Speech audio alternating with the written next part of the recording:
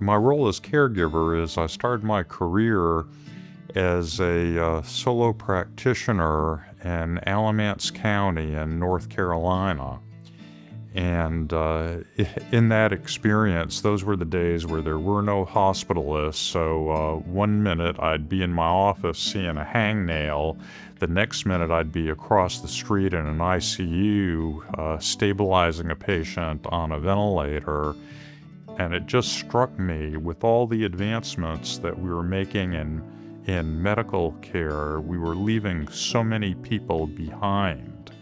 And in that, I came across a paper published by Peter Bach in the New England Journal that showed there was a 15% difference between white patients who got curative surgery for lung cancer and black patients who got curative treatment. It was just surgery at that time.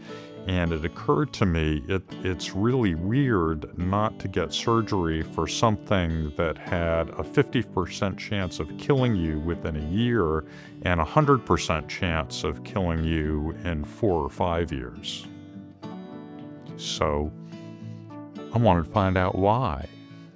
I've had the pleasure of working with Sam for 15 or 20 years here at UNC up until his retirement a couple of years ago. Sam was a mentor for me during my early faculty years. He was more senior. We both had interests in helping practices out in the community develop how they deliver healthcare, to integrate evidence into their healthcare. Both of us were passionate about that. We also share an interest in how do we narrow health disparities. Sam has focused a lot of his career on narrowing disparities by race and ethnicity. I focused on other disparities like health literacy.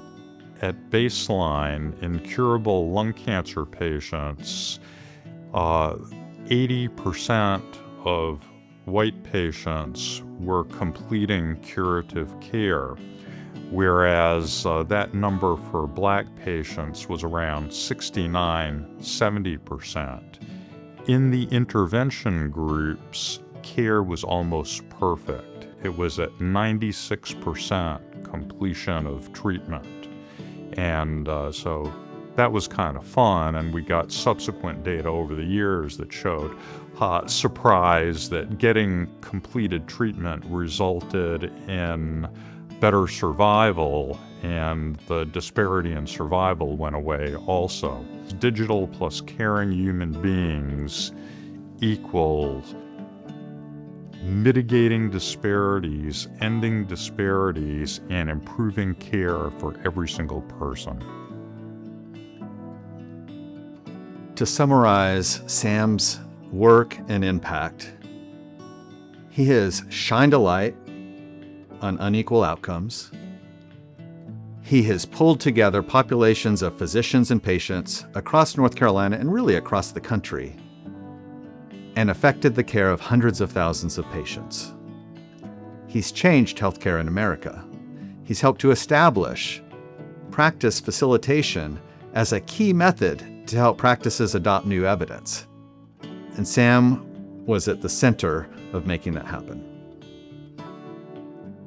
Getting nominated by an oncologist who practiced in Eastern North Carolina, who happened to be an IU graduate, and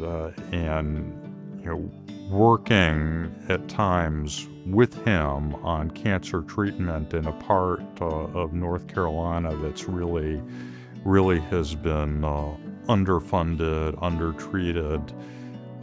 That in itself is a tremendous honor.